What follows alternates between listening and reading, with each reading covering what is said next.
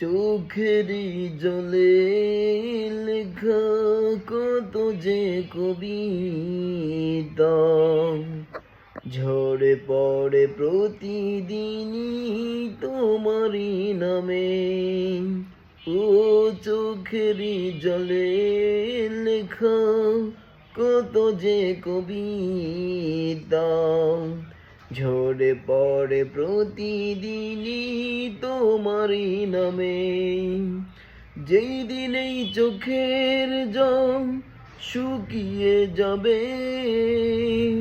মনে রেখো সেই দিন আমার মরণ হবে।